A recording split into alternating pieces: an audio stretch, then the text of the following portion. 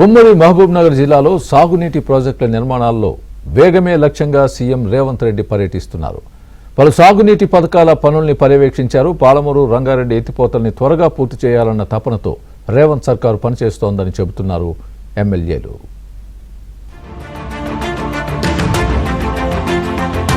ఉమ్మడి మహబూబ్నగర్ జిల్లాలో సీఎం రేవంత్ రెడ్డి పర్యటిస్తున్నారు. సాగునీటి ప్రాజెక్టుల పనుల పురోగతిని పరిశీలిస్తున్నారు. మొదట ఆయన నారాయణపేట జిల్లాలోని మక్తల్, నారాయణపేట, కొడంగల్ ఎత్తిపోతల పథకం పనులను పరిశీలించారు.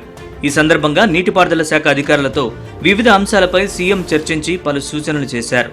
అనంతరం అక్కడ ఏర్పాటు చేసిన ఫోటో గ్యాలరీని సీఎం రేవంత్, మంత్రులు తిలకించారు. సీఎం వెంట మంత్రులు ఉత్తమ్ కుమార్ రెడ్డి, జూపల్లి కృష్ణారావు, వాకిటి శ్రీహరి ప్రాజెక్టుల బాట పట్టారు. అనంతరం గద్వాల జిల్లాలోని గూడెందొడ్డి రిజర్వాయర్ను సందర్శించారు. జూరాల విస్తరణ ప్రణాళికలను సమీక్షించారు. కోయిల్ సాగర్, జూరాల, కృష్ణా, భీమా నదులపై తాజాగా ప్రతిపాదిస్తున్న బ్యారేజీల ప్రాంతాలను ఏరియల్ వ్యూ ద్వారా పరిశీలించారు. అటు నాగర్ కర్నూలు జిల్లా కొల్లాపూర్ మండలం సోమశిల వెళ్లారు. ఉమ్మడి జిల్లా ప్రాజెక్టులపై సమీక్ష నిర్వహించారు. పాలమూరు ఎత్తిపోతల పథకాన్ని పూర్తి చేయాలన్న తపనతో ప్రభుత్వం పనిచేస్తోందని జిల్లా ఎమ్మెల్యేలు చెబుతున్నారు. చరిత్రలో నిలిచిపోయే విధంగా ప్రాజెక్టు పనులు జరుగుతాయని ఆశాభావం వ్యక్తం చేశారు.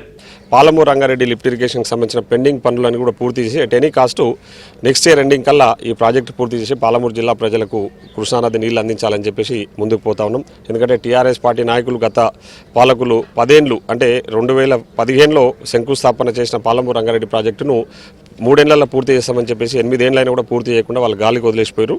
సో ఇప్పుడు అన్ని అనుమతులతో కూడిన ప్రాజెక్టు నిర్మించాలనే లక్ష్యంతో ముఖ్యమంత్రి గారు చాలా ప్రయత్నాలు చేస్తూ ఉన్నారు.